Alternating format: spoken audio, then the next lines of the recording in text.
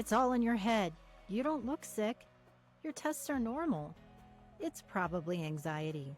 There's nothing wrong with you. Have you heard these words from physicians, family, and friends? If you're someone who has been struggling and swirling through the revolving door of healthcare to find answers about your health, or if you know someone who is going through this experience, then this podcast is for you. Welcome to the Desperate for a Diagnosis podcast with Laura Nozicka. Hello, and welcome to the Desperate for a Diagnosis podcast. I am your host, Laura Nozicka, and I am here today with my dear friend, Paul Kidwell. Paul is the co-host and producer of the podcast In Sickness, Men in the Culture of Caregiving. He also writes a column on caregiving for Rare Revolution.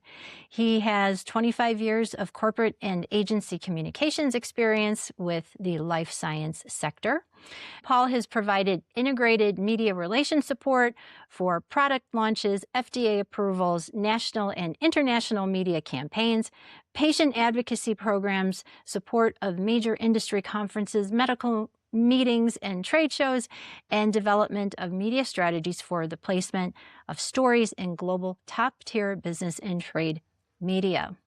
Paul is also an established and seasoned patient advocacy professional for biotech companies. Paul holds a master's degree in public relations from Boston University and is based in Boston and currently in piles of snow, if I understand that right.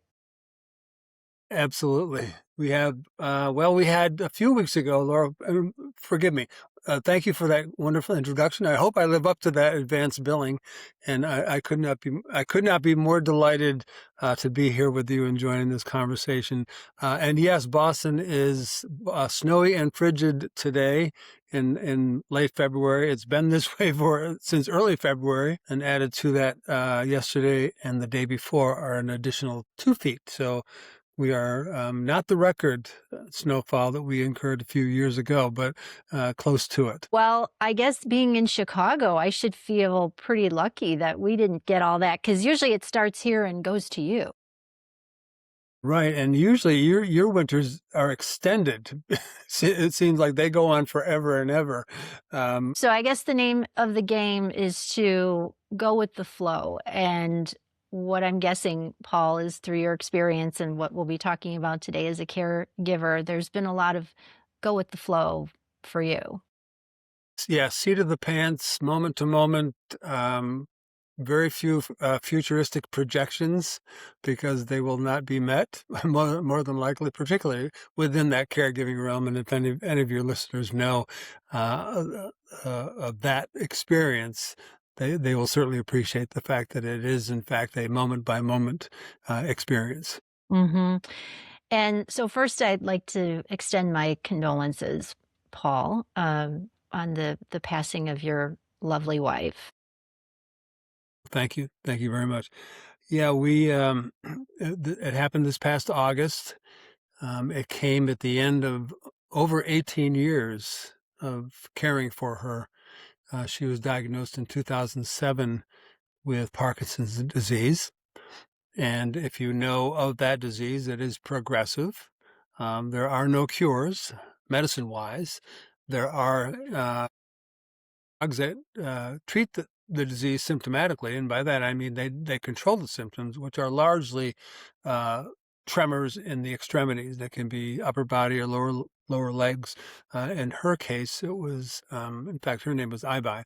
In AiBai's case, it was her legs that were affected initially, which is how we came to the doctor, because we had started seeing these low-grade tremors in her legs and during the evening, relaxing at home after a very hard and long day, which we just felt it was kind of chalked it up to fatigue.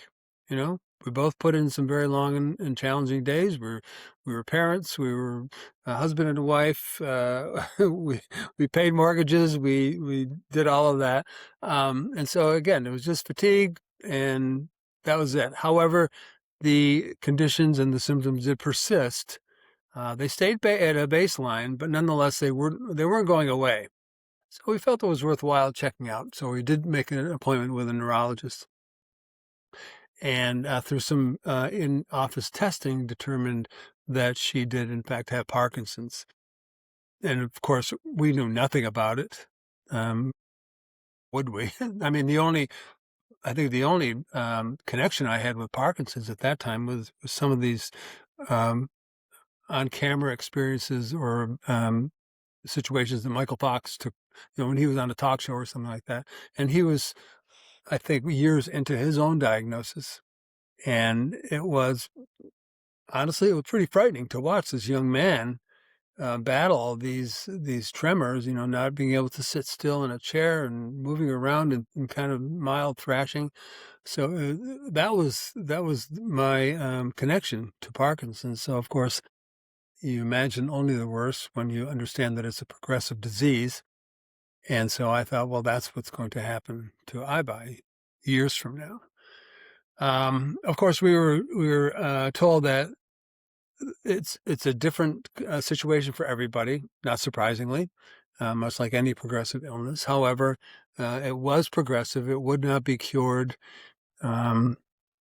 She would have it for a long time. How many years? Uncertain. Some people live over 20 years with it. Some live in a shorter time frame. What we were also told was that the medicines, as I said earlier, would take care of the symptoms. They would mask them and help her live a quote normal life by controlling those symptoms. However, as the disease progressed, and if it progressed long enough, those medicines would become less effective, and so you had to continually tweak the medications and the dosing and to try and maintain a semblance of not falling victim to those symptoms. And the also the one thing that we didn't realize but learned along the way is that about 50% of Parkinson's patients will in fact contract some element of dementia, which is actually a result of some of the medicines that they take to control the physical symptoms. So it's kind of a real, very cruel cut when you think you're controlling something, but also potentially giving way to something, in fact, a bit more serious. And that's Yeah. exactly what happened. About year 8 or 9, my wife started experiencing hallucinations, delusions, led to agitated behavior. And as we said, 18 years into her illness, a little over 18 years, she passed away. Paul, tell us about AiBai. What was she like? What were Oh some my of the God. things Well, that you'd like us to know about her? uh, yeah, she was the love of my life. I mean, it's how I always referred to her. Um, I was, with her, I was punching out of my weight class. I Oh, was, I always felt that she was just extraordinary in so many ordinary ways that how could I not fall in love with her? And which I did, head over heels. And the things that I loved about her, uh, the fact that she allowed for my idiosyncrasies. This very tall American with a penchant for cooking and opera and country music. She accommodated all of that into her life. The things that I loved about her was she's a great ballroom dancer. And one of the things that I always feel, and I brag to my male friends and colleagues, I hit the lottery when I met her because she loved to do technical and mechanical stuff. I always said if she had her life to live over, instead of getting an accounting and finance degree, she could have gone to MIT and become some kind of a mechanical engineer. She just loved to tinker with stuff. mm, And she married someone who is just a mechanical illiterate. So I was more than grateful to not only allow her to do those things but not complain that I was not involved at all. I mean, I would, if there was a heavy box or something that needed to be screwed in or hammered, I could certainly do that. I would use my size to manage that. But and she was never happier than she was when she was doing something mechanical. I always love to tell this story, Laura. Pardon me. One summer we had a very severe windstorm, and on our back deck we had a patio table and chairs set up with an umbrella, and the wind lifted the umbrella up off of its moorings, off the table, and catapulted it into the backyard, where it rolled around and bounced into the garage, bounced against the side of our garage and the fence. And at the end of the windstorm, we had an umbrella that had two broken spines, things that help you open and keep the umbrella open. And so I was all set to go to Home Depot and just get a replacement. And she said, no, let me do that. So she took the entire weekend with this thing in our garage, where she took pieces of metal and metal coat hangers. And on a Sunday afternoon, we had this reclaimed patio table umbrella that she fixed and breathed life back into. And that was her. That was her. She did that. She loved to do that. We had a general contractor. My wife was Chinese born, and we met when she was here in America, of course. But through her connections in the local Chinese community connection, we found a wonderful guy who was a terrific handyman. I mean, he did everything, from house construction or reconstruction to remodeling, to mechanical stuff. I mean, so for almost 20 years, we used this gentleman. Spoke very little English, but he and my wife communicated in Mandarin. And when he would come on site for a project, she would be his what I call his second chair. Oh. Yeah, and he loved that. So he would she would be his assistant, and not only just handing him a tool, but actually being involved in the project itself. In fact, I remember one summer we had all the windows in our house replaced, and the fellow who used to accompany this guy, Jimmy was his name, who used to accompany Jimmy, couldn't make it. So he brought along his wife and recruited AiBai to help put in over 20 windows in our house during the weekend. And so it was that team. And of course, I cooked. I did what I knew I could do well. I wouldn't ever venture. So they had this wonderful relationship. They would talk on the phone at night about what, God knows what. I'm assuming it was about projects, tools and stuff. And a lovely, a very touching time during the last few days of AiBai's life when she was in hospice here at home. He stopped by. We let him know that AiBai was close to the end, and so he stopped by after probably a very long 12, 14-hour day, still dressed in his dirty clothes, construction clothes, and he was not I don't think a very sentimental, romantic guy. So he stopped, but he did stop at the local supermarket or CVS and picked up a bouquet of flowers that he brought for her. And if I can get through this without crying, Laura, I will. But he sat at the bed. And she was at that point wasn't communicating. Again, she was probably a day and a half, 2 days away from the end of her life. And he sat there holding her hand for about 10 or 15 minutes, speaking in Mandarin to her. And I like to think that he was telling her about his day and the projects he was working on, and putting siding on a house, or repairing a roof or what have you. And he was talking about drill bits and that was the language that they had. That was their language. That was their love language, if you will. And I was more than happy to accommodate this man into my life and into her life. So that was AiBai, and she loved. We had a lot in common. We both loved classical music. We both loved to cook. On holiday dinners, we would put together what we called Chinglish menus. She would do some things. She would steam a fish, or make a fried rice, and I'd make a lasagna, or something more traditional or American, and that was our holiday feast. We're half Chinese and half updated American. That's what I call my cuisine. So yeah, there was just so much that I loved about her, and I miss her. I miss her terribly, and still 6 months after she passed away, I'm, sadly, not sadly, but I guess expectedly, I am kind of rudderless a little bit, not trying to figure out what I need, where I need to go moving forward. Paul, pardon me.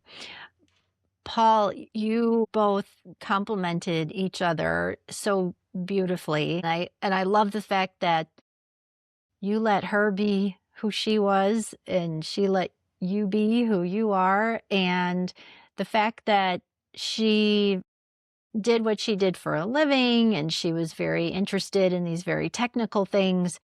But I love the fact, and I don't know if we talked about this when we first talked. I didn't know that she was a ballroom dancer because I've been ballroom dancing since 2011.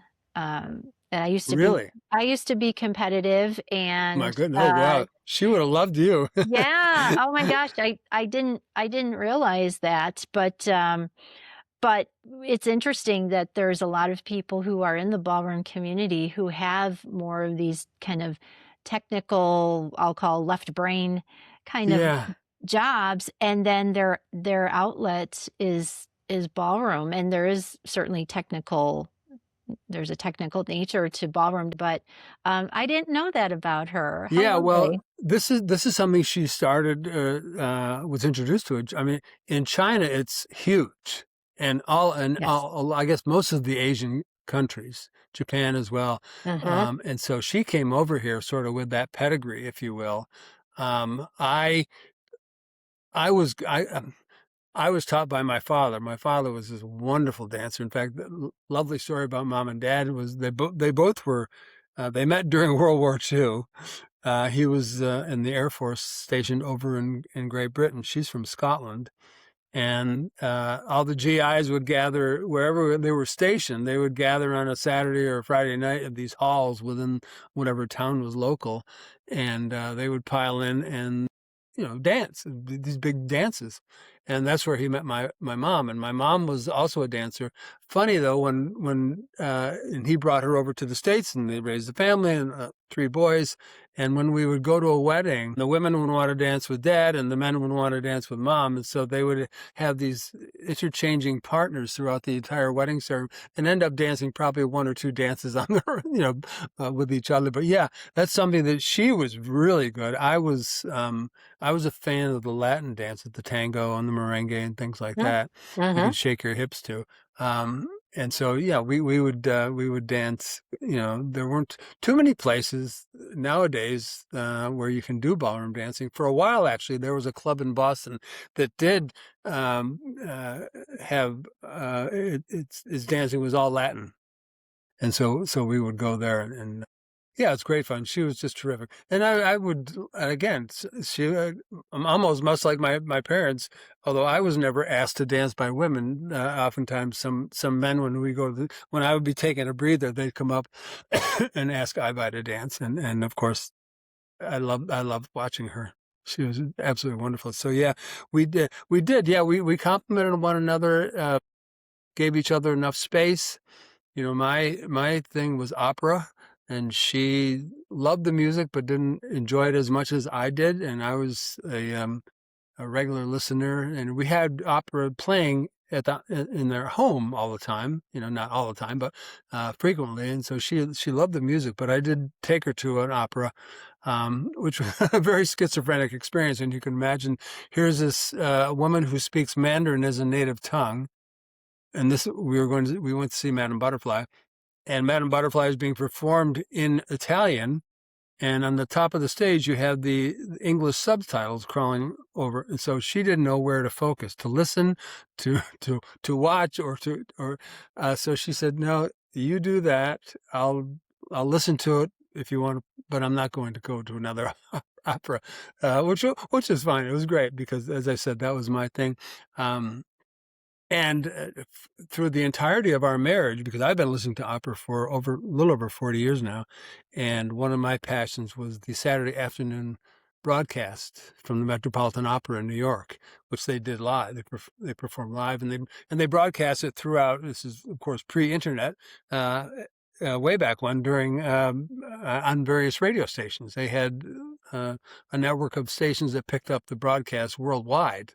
So no matter where you were, if you had a radio station that was part of their syndicate, you could listen to the opera. So it's what I did. Of course, then fast forward, you could listen to it online, which is what I did the last few years of our life. But for, as I said, the entirety of our marriage, every Saturday, I combined my two passions of cooking and opera. Of course, opera the season is late November through April, which of course, as we all know, is the comfort food season. So that's when we make soups and stews and casseroles. So on that Saturday for 3 or 4 hours, I would be in the kitchen. AiBai called it my golden time. I would be in the kitchen cooking. I would make a soup and a casserole for the week ahead, and then I would also make get Saturday night dinner ready, and while listening to the opera. And it was just absolutely lovely. And she would join me at the end of at like 4 or 5 o'clock in the afternoon when the broadcast was finished, and we'd have a glass of wine and then make dinner, finish making dinner together. So yeah, it was.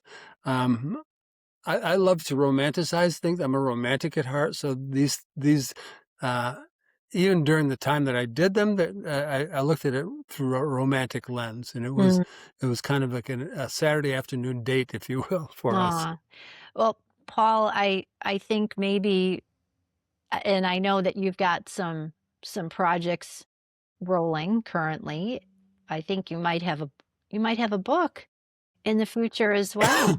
Well, I'm hoping so. One of the projects based on my experience with opera and our connection as a couple to it, or lack thereof.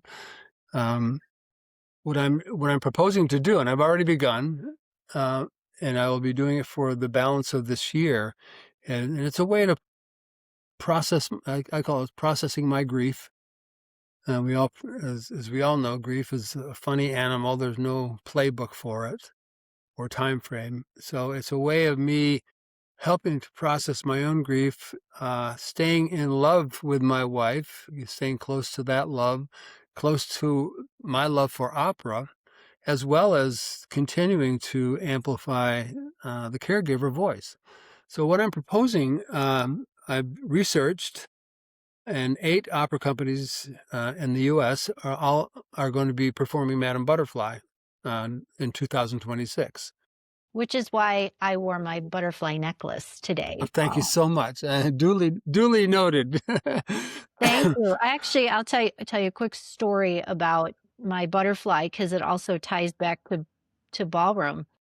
When my grandmother passed away in 2016, she was 96 and a half. We give her the half because at 96, if you made the half, I mean, you have to account for the half, Paul, Absolutely, right? absolutely. So my dear friend Kim Joyner, he and I were amateur ballroom partners for a while, and he gave me this necklace when my grandma passed away. Oh, and then when my beautiful. dad passed away 3 years ago, he gave my mom a butterfly as well.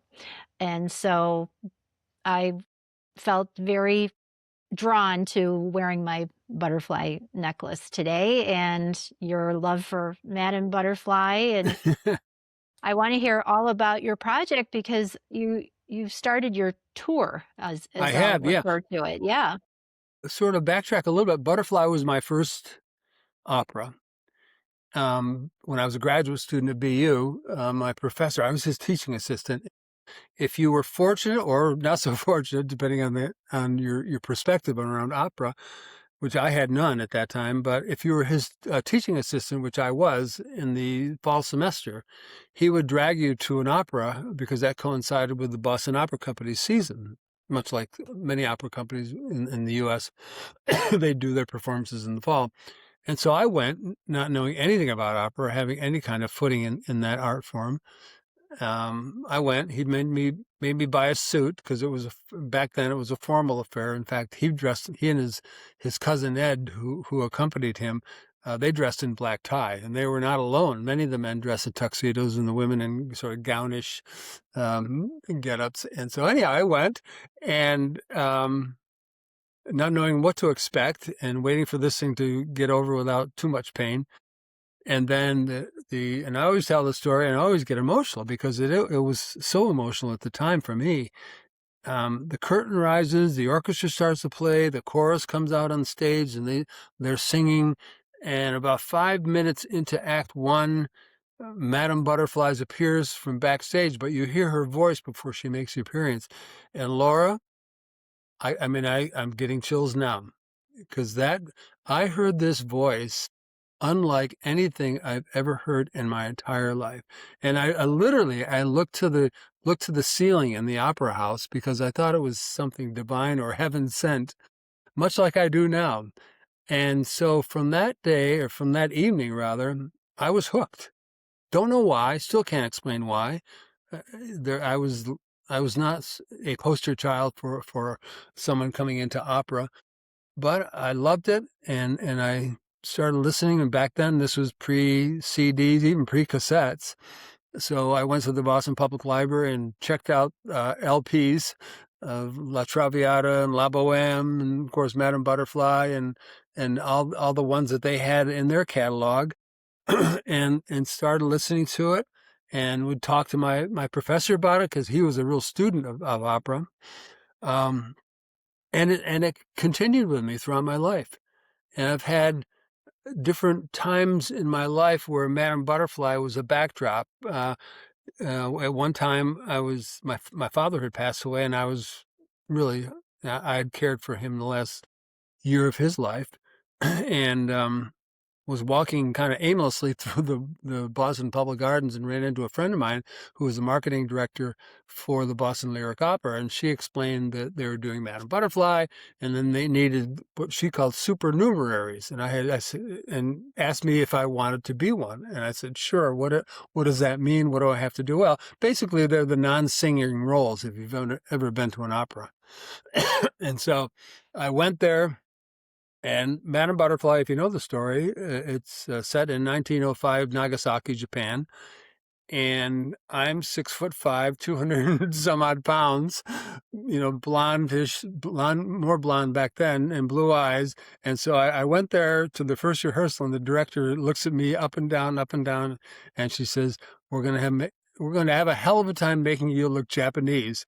She says, how low can you crouch?" So that was my experience of Madame Butterfly as sort of a healing element in my life. And then before that, actually, when I lived in New York, after I graduated from BU, I lived in a building where a woman who's a retired college professor, who was a great opera lover, and she and I met. She lived in my building, and we ran into one another in the lobby one day, or in the mailbox, I think, and started chatting and got to know one another. And her husband, who had passed away, bequeathed her season tickets to the Metropolitan Opera. So she didn't always have people to accompany her, and asked if I wanted to go with her from time to time on occasion. I said, of course. I mean, why wouldn't I? Metropolitan Opera. And so for 3 years, I became her semi regular partner going to the opera. I moved away. I moved back to Boston, and then and this is really a touching story. She passed away, and a friend of mine, a friend of hers rather, in our building, called me up and let me know that Margaret had died. And so I went down for the funeral and was invited to go to her daughter's home after the service for the reception. And I introduced myself, and they had no idea who I was. They got, who's the stranger? I'm sure they probably knew who everybody else was. And so I introduced myself, told them my connection to her mother, and she says, "Oh my God, we always wondered who you were. Because apparently Mom had told the kids about this strange relationship we had with this young man. Um, and so I didn't realize that. And she said, but you have, and I'll never forget her words. She said, you must know how much you meant to Mom. Mm. And her those times when she didn't have somebody in her life, and because opera was somebody she always connected back to her marriage. So yeah, butterfly has always been a part of my life. It seems like it keeps cropping up. So what I'm doing this next year, Laura, is I'm going on the road. I'm going to 8 different sites, all of whom are performing butterfly, and I will be not writing about Madame Butterfly 8 times. Don't worry. I will be attending the performance, speaking to members of the hopefully members of the cast and some of the people who are in the company itself. The people who run the administrative side of things. Pardon me. And then also at each stop, I'm going to be engaging with local caregivers who live in these cities, and having them share their stories. So I will be chronicling all of this in various forms on social media. I'm opening up. I really feel brave. I'm opening up an Instagram account now, and I will be putting content on there. But yes, I do hope to write a book about it. I'm calling it Butterfly Season, and it will sort of be this amalgamation of mixed narratives and a little bit of history about the opera, and of course the caregiving story. There's a couple of things. I've already been to North Carolina. I'm coming up to New York City. In fact, later today, I'm so excited, I will actually be speaking to the gentleman who is in charge of the archives at the Metropolitan Opera. So he's going to give me a little bit of a history lesson on Butterfly at the Met, what it means to him. So that's going to be part of the narrative, and I'm waiting to hear back. I think I'm very close to. I will be engaging with local caregivers in New York through some of my communications connections, with assembling caregivers who are employees of a couple of PR firms. And I'll be speaking with them, and. So yeah, I'm delighted at these opportunities. Also, I just was speaking to people. One of my stops will be in Grand Rapids, Michigan, and they actually are putting together an opera. As I said, Butterfly is set in Japan, so all the Asian characters of the cast will be, in fact, performed by Asian or Asian American singers for the Grand Rapids production, and the director, I'm told, is also of Asian descent. So to me, that's going to be an incredible performance and also opportunity to see something like that. So, I hope to have these kinds of local stories in each of my stops. But yeah, in fact, I will be coming to Chicago at the end of March, early April. Still haven't figured out the timing around that. Of course, the Lyric Opera is a very, very famous opera house, opera company, with an international acclaim. You'll have to let me know, Paul, when you come in, and hopefully we can grab a lunch or a coffee or something like that. Oh, of course. Yes, absolutely. I'd love to see you. Absolutely. So that's, as I said, that's part. I think the strongest element of this is really giving me something that's going to keep me close to AiBai. And I don't know, grief is such a funny animal. I think most of us have experienced it at some time in our lives, and it means and impacts everybody differently. How you process that is such a personal choice and decision. And so this is going to be, at least so far, it's going to be my way of trying to do some of that. Mm-hmm. Yeah, and are the caregivers that you're talking with, Paul, are they caregivers specifically to loved ones who have or have had Parkinson's?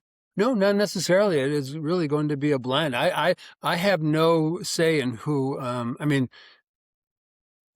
going to allow the local resources to help curate these speakers, if you will, or these caregivers, I should say.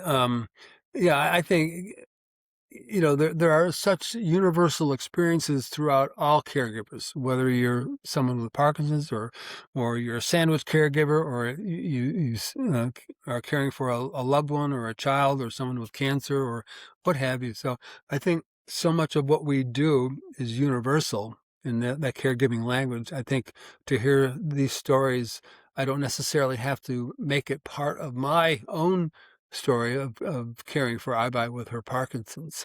Yeah. And I Yeah, think that's even going to be better because it's going to be such a unique blend and sort of a patchwork of stories.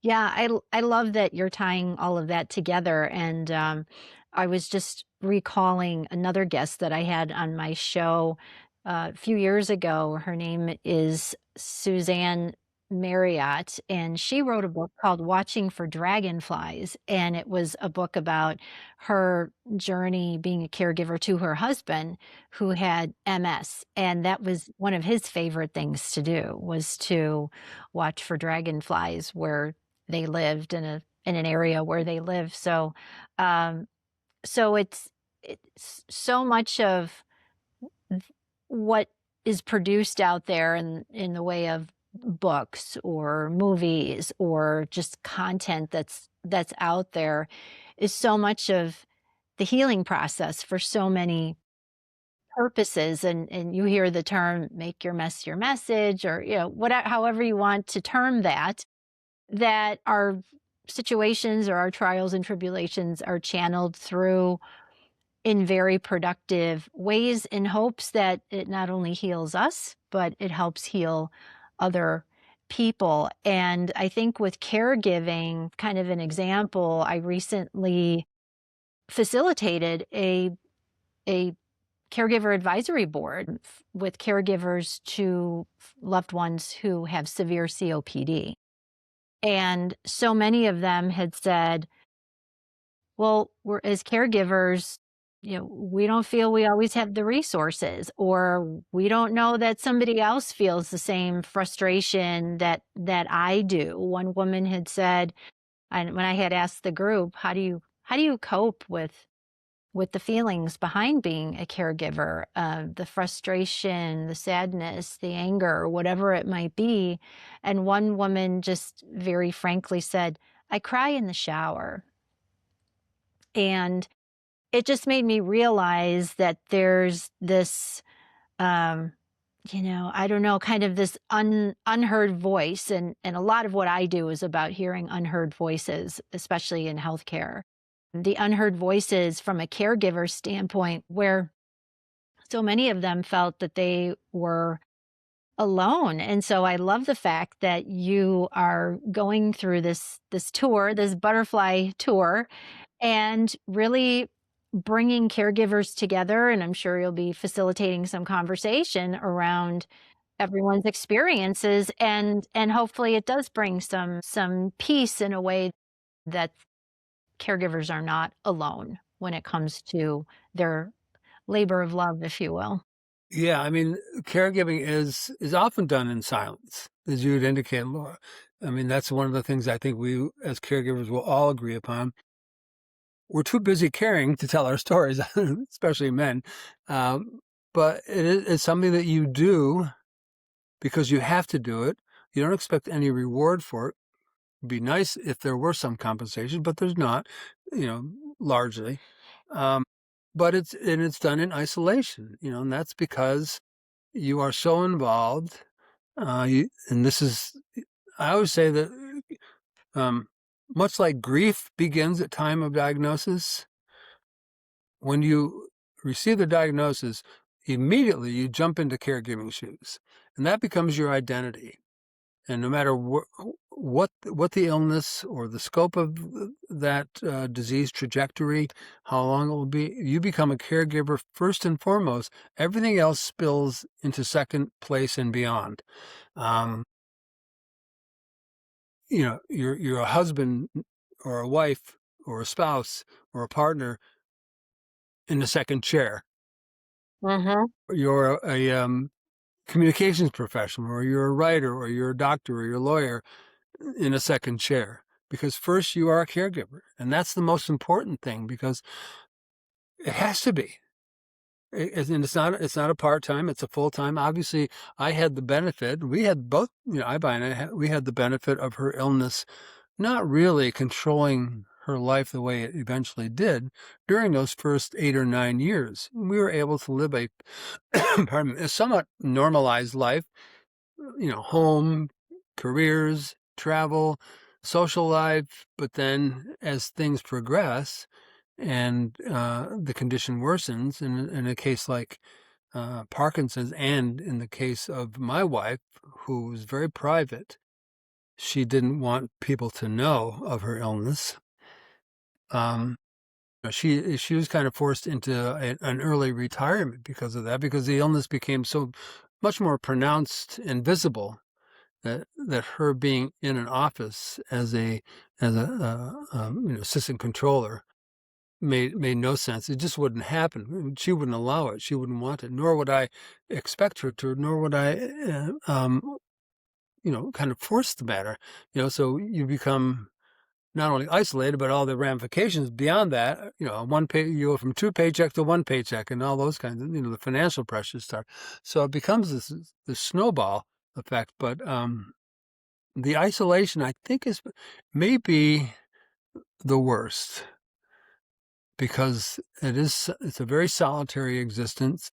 And despite friends and family who are all well-intended, I don't ever doubt the intentions of the people who say, let me know if there's anything I can do. I know they mean it, but what they don't understand is I don't have time to assign you a task, especially for someone who is in my situation, dealing with a advancing Parkinson's physical disease, along with the dementia and the cognitive element of that dementia. And Yeah. it became all encompassing. I don't have the time. I'm so busy. Even the idea of meeting me for a coffee or a drink, why would I bother? Because all the time that I'm elsewhere having that social moment with a friend, my mind is back home with my wife. So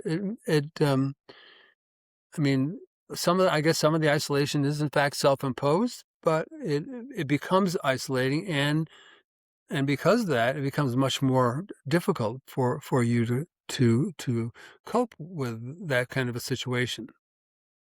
Paul, we hear a lot about wives in particular that are caregivers.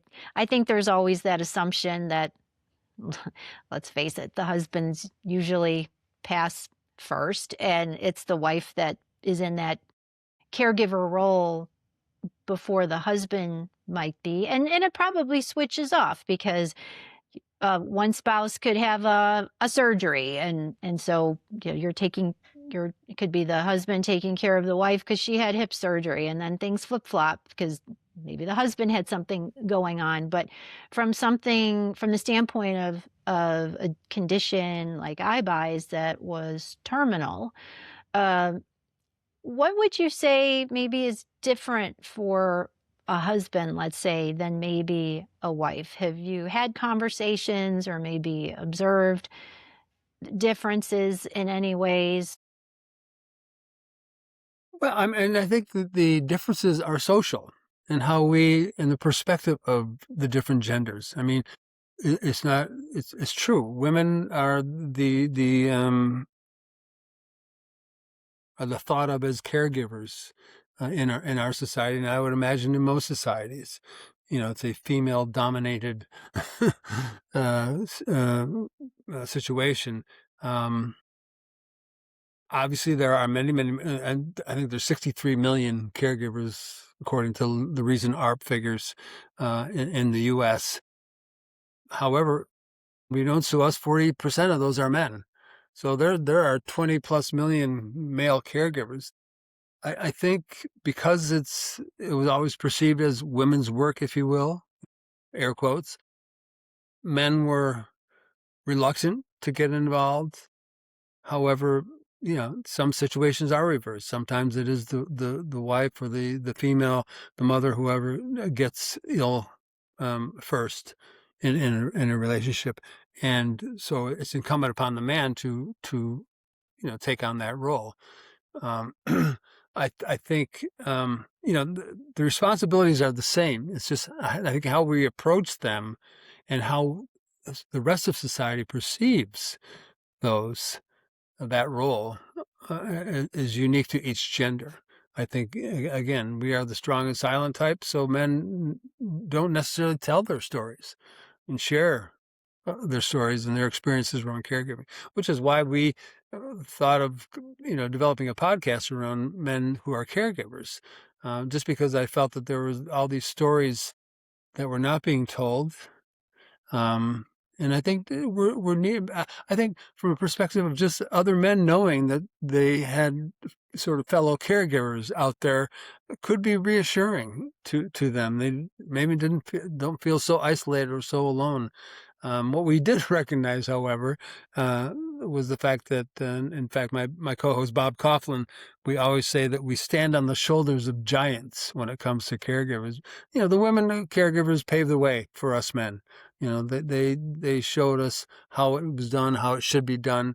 And so even though we continued on with the on with the title, Men in the Culture of Caregiving, we realized that because of the status of women caregivers, we would be missing out on all these wonderfully rich stories if we didn't invite women to participate. So even though we have it's still a podcast that is seen through our male lens, if you will, Bob and I. So we still see it through our perspective, but we do include these wonderfully rich and my God, compelling stories of women who, much like any caregiver, are all about sacrifice and compassion. And I mean, it starts with love. So, men, you're in love with your wives, you're in love with your girlfriends or partners. So you should be a caregiver as well. I mean, that's where it starts, and that you're already halfway there if you have that. Paul, for husbands who are faced with having to take on the role of being a caregiver to a wife or a partner, what do you think you would advise I guess I hate to say a newly minted Mm-hmm.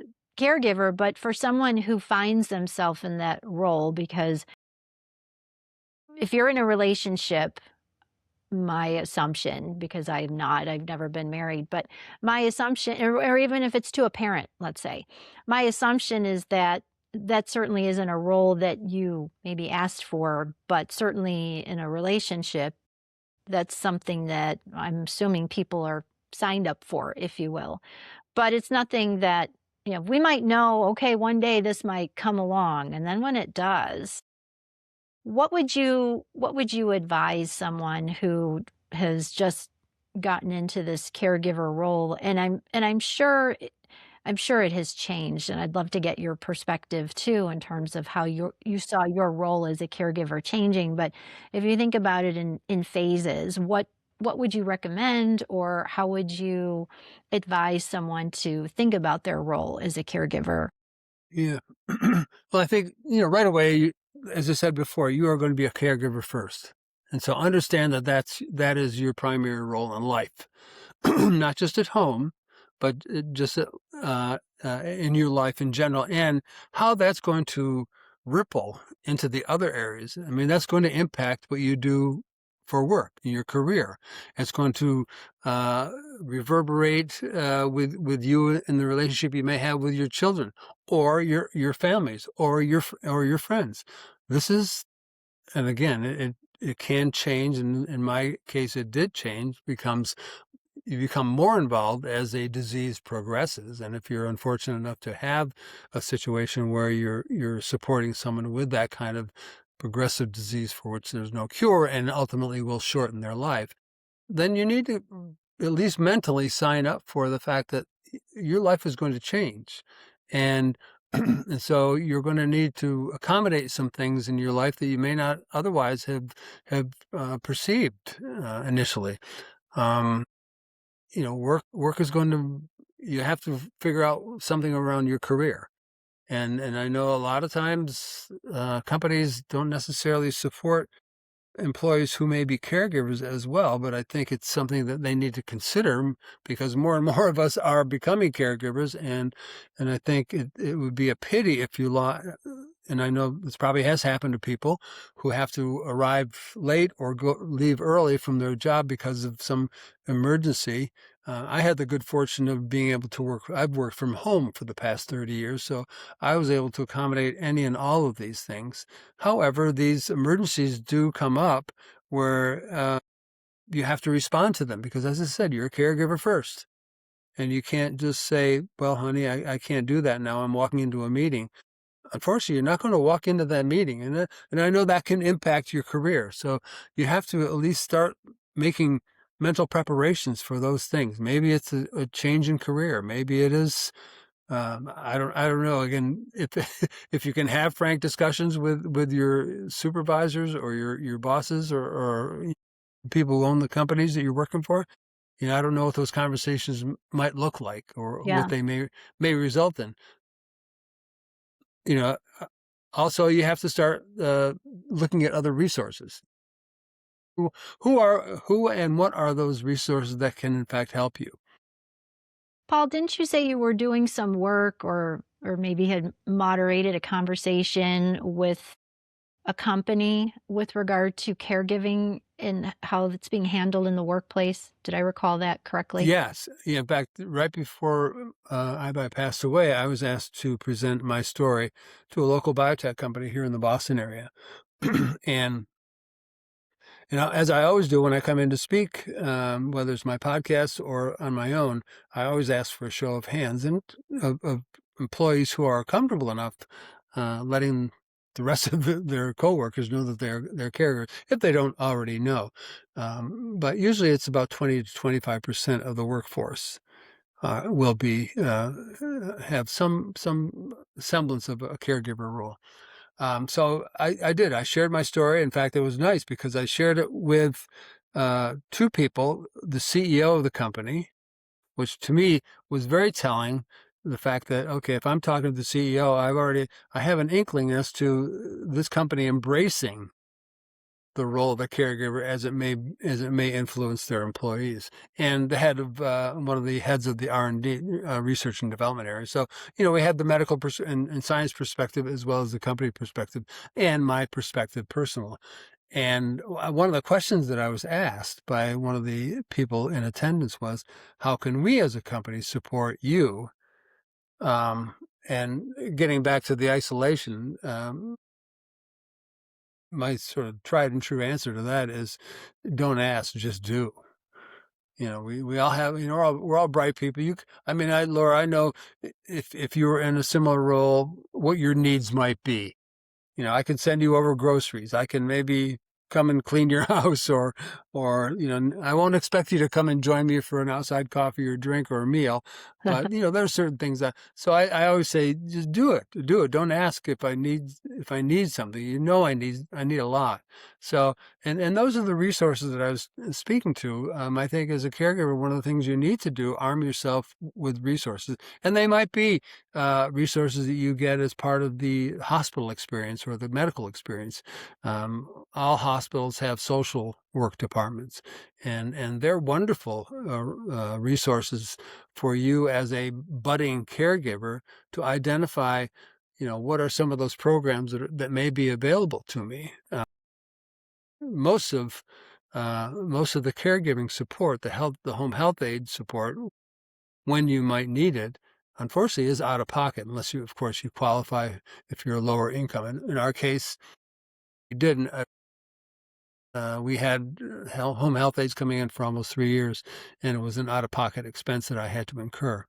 But there are other sources that are available, and even if they are, something that you have to pay for, I think they're worth considering. There are support groups for caregivers. Many of them are now, in fact, I think they all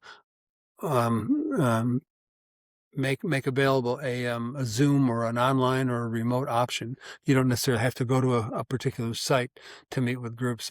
Those kinds of resources, you know, Medicine is another area that's an expense that we have to. I mean, at the end of AiBai's life, she was taking upwards of 20 pills a day.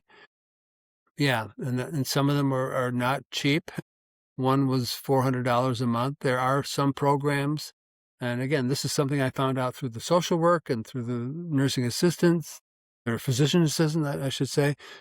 A lot of drug manufacturers have programs that caregivers and families can take advantage of that provide reduced costs for medicines. Well, I think arm yourself with that kind of knowledge. Stay in touch with the healthcare team about the illness itself. Um, how it progresses and what you should expect as it progresses. I think those are the things that I would tell any caregiver. Your life is going to change dramatically depending on how long you have to, act in that role, and also whenever possible, identify and arm yourself with a resource that can help your life. Mm-hmm.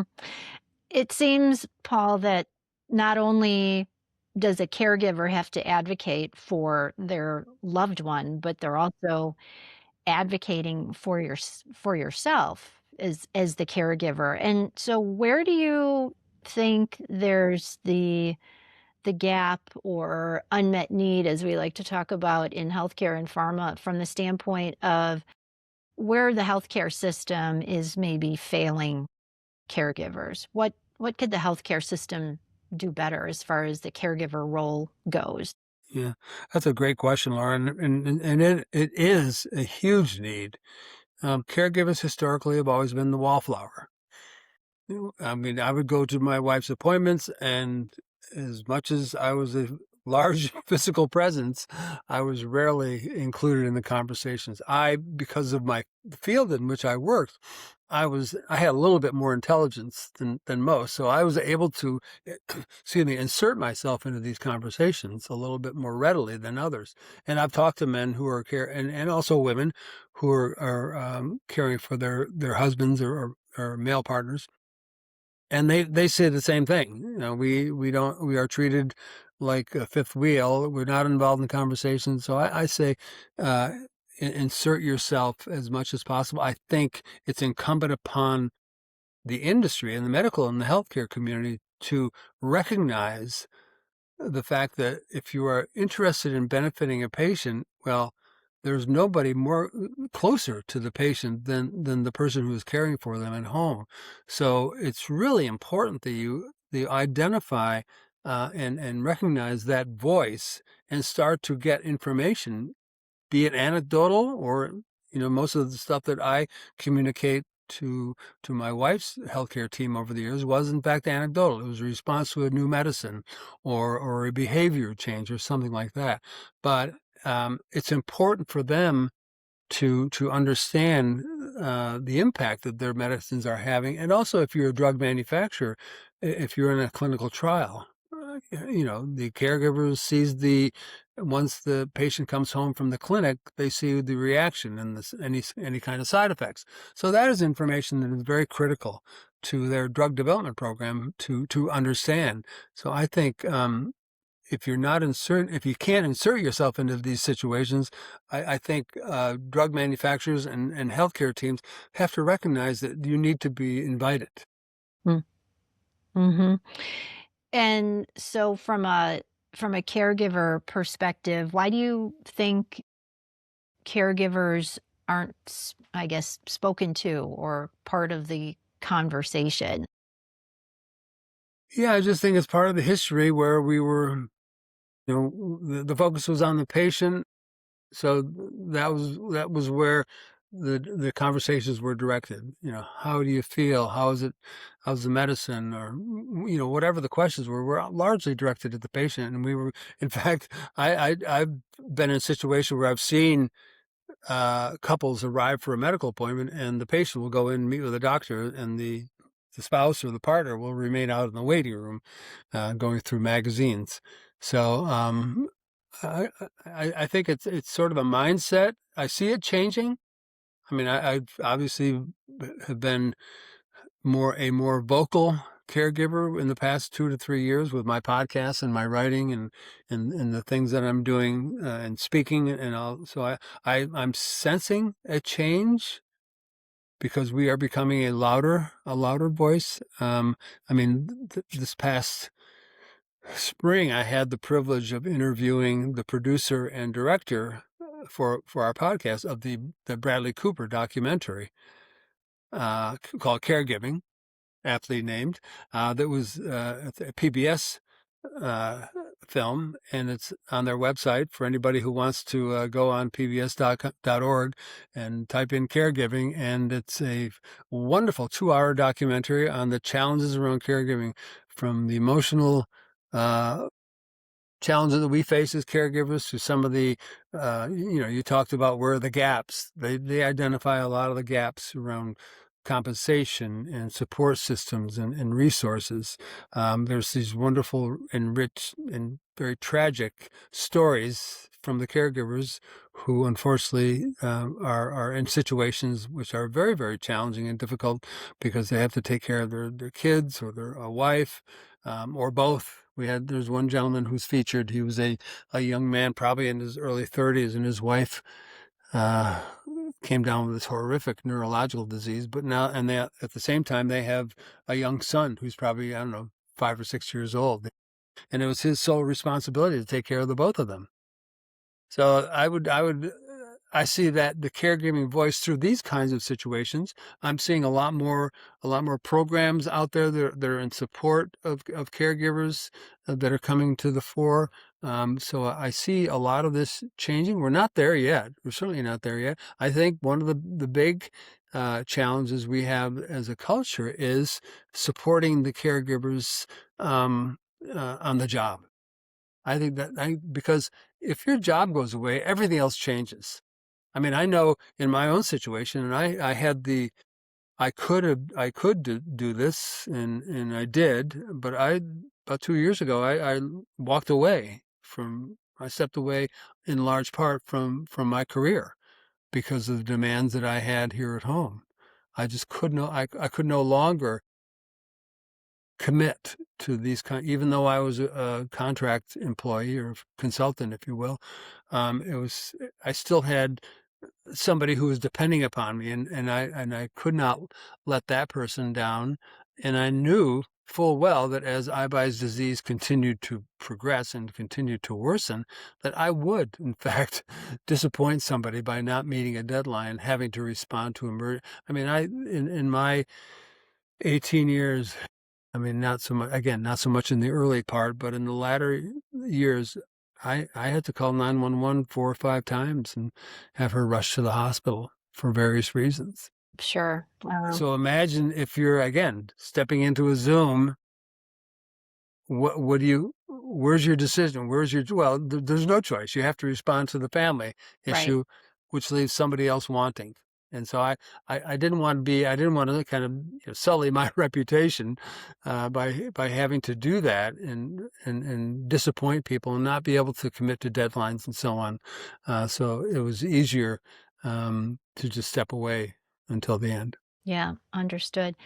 Paul, with everything that you're doing with your butterfly project and your podcast, if AiBai could see what you're doing now with all that you're working on and working through and the way you're honoring her, what do you think she would say to you? Oh, I think she'd understand why I'm doing it because I was never shy about showing my love for her. I always used to say that we were one of the things that I introduced to her was my love for romantic comedies. I know, go figure, right? It's a guy thing. And one of our favorite movies was, given her Chinese descent, was Crazy Rich Asians. And one of my favorite Was it really considered a rom-com? Gosh, yeah. Oh, really? I would. Okay. Oh, yeah, as I a would have to. as a card carrying crying guy, Laura, I would definitely put it in that category. Well, Um, I won't let you lose your man card or anything no, over no, that, Paul. I'm very comfortable in the skin of a romantic comedy Aw, viewer. But I love anyhow, it. one of the great lines at the end where the man comes to his senses and tries to make things better and proposes to this girlfriend that he unfortunately has been ostracized by his family. He says, "Wherever you belong, or wherever you are in the world, that's where I belong." And that's I used to say that to her every night before we go to bed. But if she were to see me, I think she'd know that I was why I was doing this. I know she would appreciate it, because I've never not supported her in our marriage. But also, I think she would have a message for the healthcare system and the drug developing industry, and she would say, "Listen to him. He's a smart guy, and he's got a lot of great experience and knowledge, and this is important for so many people, so many millions of people." I mean, those 63 million caregivers that I mentioned, there's at least 63 million, if not more, people to whom they are offering support. So this is a large percentage of the population. So what I say, what others in my position are saying, are they're important and they're impactful things, and they make sense, and you need to listen to us. And I know she would agree. And there's caregiving at varying levels, as you know, Sure, in terms of absolutely. where it starts and where it ends, unfortunately. But Paul, anything else that you would like to make sure that our listeners learn from you or learn about your projects? We'll certainly put the links in the show notes Yeah. to your podcast, to the PBS special that you referenced, and anything else that we talked about here. But anything you'd like to wrap up with? Sure. I mean, I can't remember the exact words, but there's this very famous Rosalind Carter quote. Rosalind Carter, obviously the former First Lady of the U.S., Jimmy Carter's wife, and a lifelong caregiver and advocate for caregivers. And she would always talk about the 4 different kinds of people in the world. Those who are caregivers, those who will be caregivers, those who will need caregivers. And there's another one that I can never remember, but I always said I'd like to add the 5th one: those who support caregivers. And that's you and that's me. And I think those are the people we need to reckon that and reconcile that in our lives. We all know caregivers. And as I said, support comes in so many different ways. Doesn't always have to be a grand gesture. Doesn't have to be paying my utility bill. It can be something simple, but something that is so valuable and so needed. So I would say let's add that 5th element to Rosalind Carter's quote, and we as a society let's start understanding how we can support caregivers, because it's support that we eventually will covet ourselves at some point in our life. Absolutely. Paul, thank you so much for being with me today and your courage for bringing so much of this to other caregivers as you are going through your own grief and healing journey. I know that our conversation will be just such an immense help to someone in a similar situation. And thank you for all your work and your advocacy. And I so appreciate you sharing with me today. Well, thank you, Laura. This has been a wonderful opportunity. I want to thank you for having this kind of a vehicle where these kinds of messages and conversations can be held. And I think that, again, they're terribly important. What I know about podcasts is that people are listening. So I'm depending upon your listeners to hear what we are talking about today and acting upon that, hopefully in their own lives. Yes. Well, Paul, thank you again. And thank you, everyone, for listening. Stay well and keep pushing for answers. Oh my goodness, that's a wrap on another compelling story. Thanks for listening to the Desperate for a Diagnosis podcast. If you would like more information about today's guests or to find out more about Laura, go to DesperateForADiagnosis.com. If you enjoyed the show, please subscribe, rate, and review the podcast on Apple Podcasts, Spotify, YouTube, or wherever you get your podcasts. You can also follow show updates and healthcare news on the podcast's Facebook page. If you would like to be a guest on the show, or if you have any questions, advice, or suggestions for our guests, please email me at lauramarie@desperateforadiagnosis.com. Please note, I am not a medical professional, nor am I affiliated with any healthcare, pharmaceutical, or device company. I am an entrepreneur and an independent market researcher focused on helping healthcare organizations better understand the patient perspective. The podcast is not meant to offer medical advice, but to merely share the stories and perspectives of podcast guests.